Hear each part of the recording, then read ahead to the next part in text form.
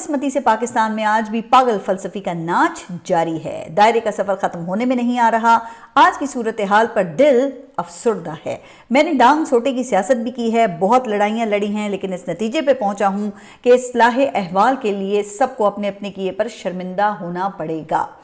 जब वो यहाँ तक पहुँचे तो मेरे जहन में ये सवाल उठा कि ख्वाजा सार रफ़ी का रोहे सुखन कौन है, लेकिन अच्छा हुआ कि फिर उन्होंने खुद ही बता दिया। कहा कि शर्मिंदगी तो ज़रूरी है, मगर कोई सियासतदान, कोई जज, कोई जर्नैल अपने अपने इदारों और सियासी जमातों पर किए पर आज तक नादिम होता नहीं देखा।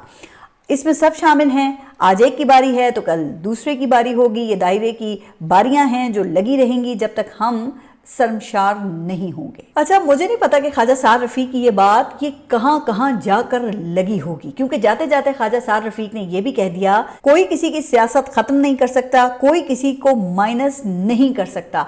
अब कम से कम इस आखिरी बात पर तो लगता है कि रोहे सुखन वो बड़ा वाज़े है, क्योंकि इमरान खान को माइनस करने का ऐलान तो शहबाज शरीफ की हुकूमत ने किया है, जबकि उसका ख्वाब इनके कायद मियाँ मोहम्मद नवाज शरीफ ने देखा है, जिसको शर्मिंदा ताबीर करने के लिए वो पागल फलसफी के नाच पर दिलो जान से ईमान ला चुके हैं।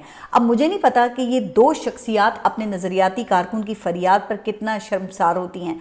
भाई, इसका अंदाज़ा तो फिर मियाँ साहिबान का मलाल देख कर ही होगा ना। लेकिन अब तो वज़ारत तालीम ने इस नाच को अपना मोटो ही बना लिया है। वज़ीर तालीम खालिद मकबूल सिद्दीकी ने तो कौम को ये तालीम दी है कि पाकिस्तान में जितनी जमहूरियत आज़ाद है उतना ही सच बोलना चाहिए। अच्छा जी, तो पाकिस्तान में जमहूरियत कितने किलो या कितने लीटर के हिसाब से आज़ाद है ये भी बता देते ना, ताकि सच की पैमाइश में ऊंच नीच का अंदेशा ना रहे। आप ज़रा अंदाज़ा करें कि मुल्क के वज़ीर तालीम ये क्या दर्स दे रहे हैं। 70 साल बाद भी वतन अजीज़ के नौनिहालों को नौनिहाल का वही पुराना ग्राइव वाटर पिला रहे हैं, जिसको आगा सोरिश कश्मीरी ने 1967 में पागल फलसफी का नाच कहा था। लेकिन आप वज़ीर मौसूफ की मासूमियत तो ज़रा मुलाहिज़ा करें ना।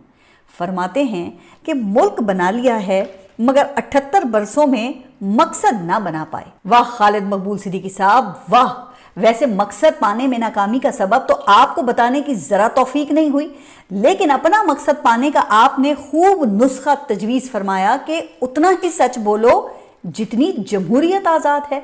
वैसे कल को तो आप ये भी कहेंगे कि सच बोलो ही नहीं, क्योंकि जमहूरियत मुकम्मल पाबंद सलासल हो चुकी है। लेकिन ये दर्ज देने के बाद आप ज़रा अंदाज़ा करें कि वज़ीर तालीम ने इस सवाल क्या उठाया है। कहते हैं कि हमारा खित्ता तरक्की कर रहा है मगर हम न जाने क्या कर रहे हैं। अब इससे तो लगता है कि डॉक्टर खालिद मकबूल सिद्दीकी साहब ने इस मिसरे की अमली तशरीही कर डाली है कि लड़ते हैं और हाथ में तलवार भी नहीं। जनाब, अब ऐसे सवालों का जवाब पैमाइशी सच से तो नहीं मिलेगा ना। लेकिन दूसरी तरफ प्रोफेसर एहसन इकबाल ने अपने फरमाइशी सच के ज़रिए बता दिया है कि उनकी हुकूमत क्या फरियाद कर रही है।